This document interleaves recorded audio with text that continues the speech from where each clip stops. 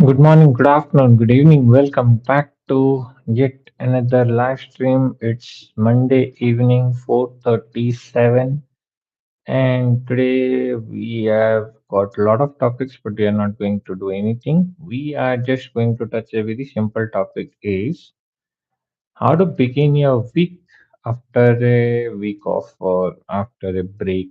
Maybe say generally what happens, some people work on Saturday, Sunday. Some people doesn't work on Saturday, Sunday. So considering everybody that everybody gets 2 days of week off.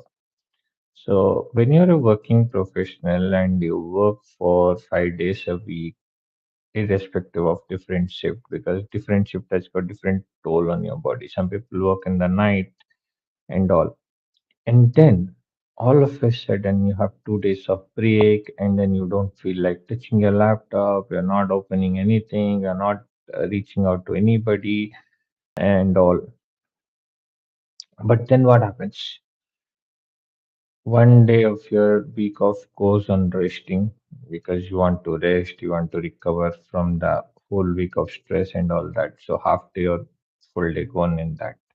Almost half day gone because 8 hours of sleep when you are taking in the morning, from morning to afternoon, almost like 8 hours is like almost afternoon only. If you sleep at about 6:30 in the morning also, 6:30, 7:30, 8:30, 9:30, 10:30, 11:30, 12:30, 1:30, almost 2 o'clock. So you are almost in the second half of the day. Okay.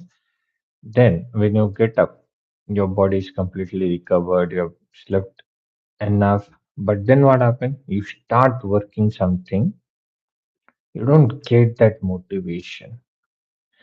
It's lazy day. These I have to do discipline. I have to use. So there are three blocks of 8 hours. 8 hours of sleep, 8 hours of work. The other 8 hours is divided into two, and two. 2 hours of each block. 2 plus 2, 4 plus 2, 6 to 8. Okay, friends, family, and all that. But eventually, what happens is unless and until you think you need to work, you feel something, get out of the place, get out of the home, go back to some place where you won't feel lazy or sleepy and you will feel motivated.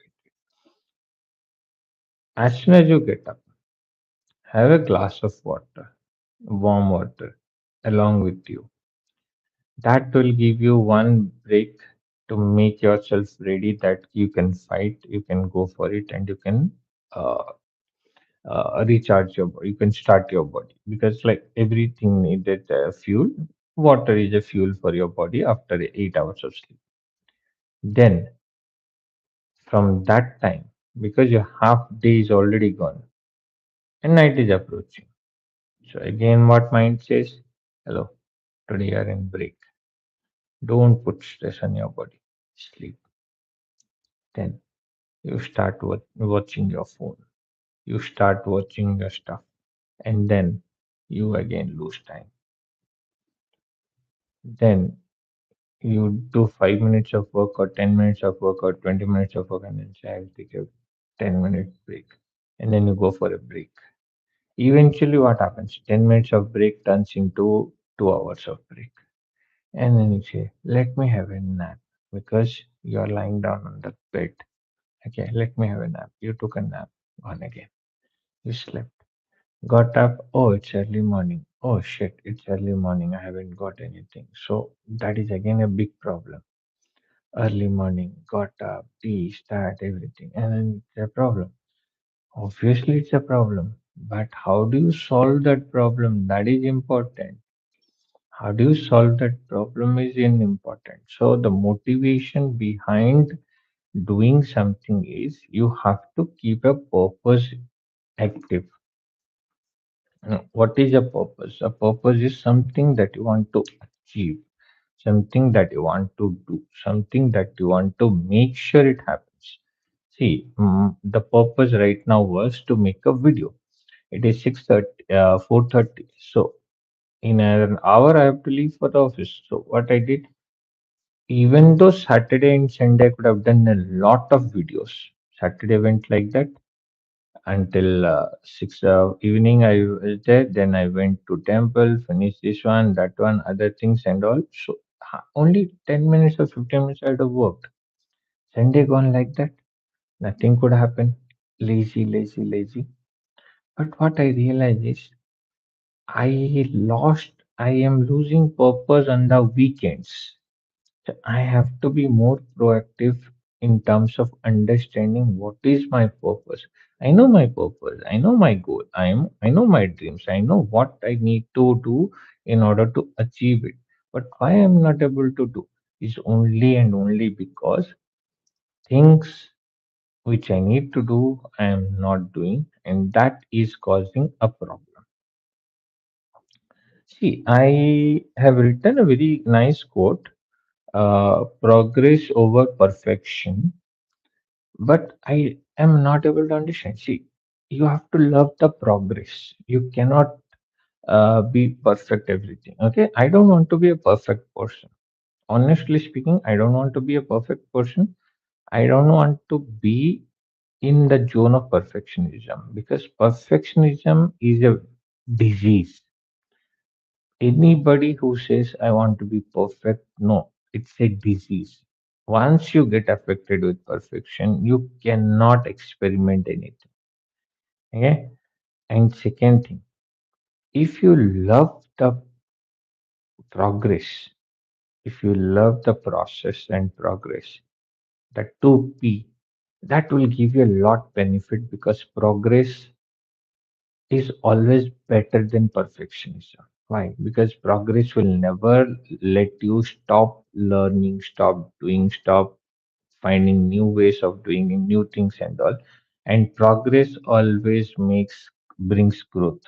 Perfectionism does not bring growth.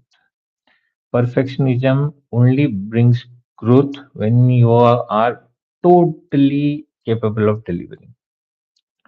Let's take an example. I want to read a book. I started reading. Somebody told, rather than reading from the first chapter, start reading from the last chapter. Okay. Because we always love to learn from the first chapter itself.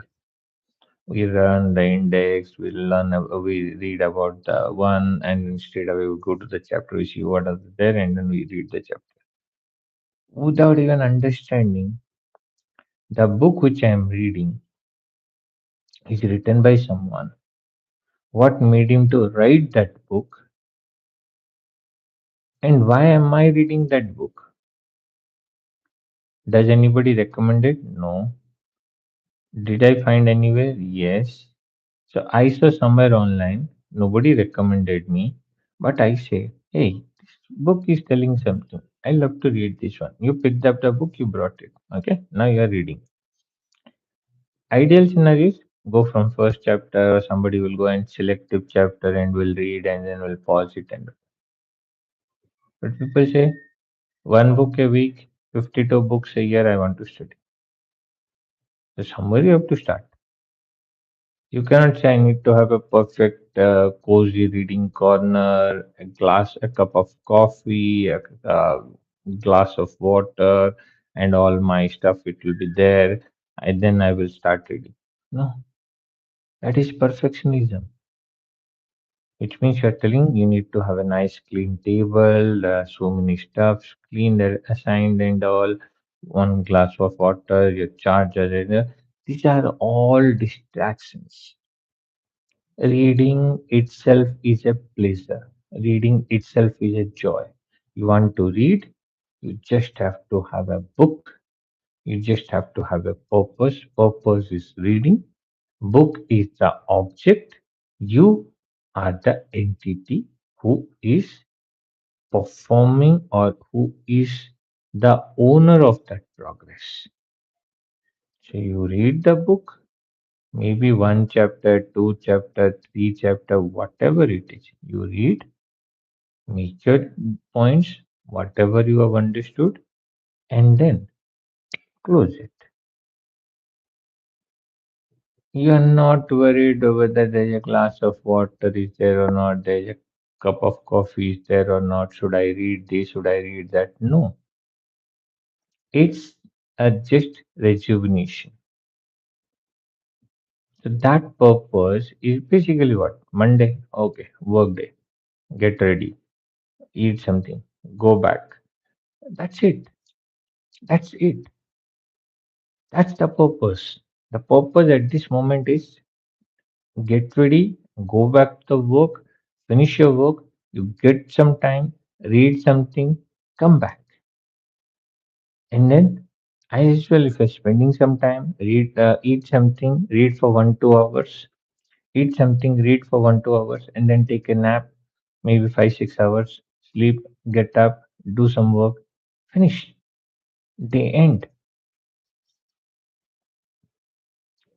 They end, and things are gone out of your hand. But if you think everything should be there, it is not happening.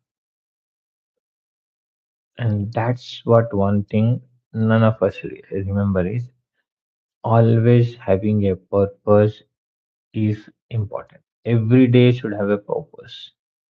Every minute, every hour, every second that we are working should have a purpose. Till that purpose is fulfilled, the progress should not stop.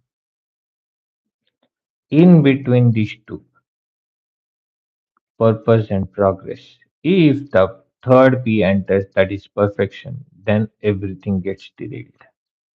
So think of it, viewers.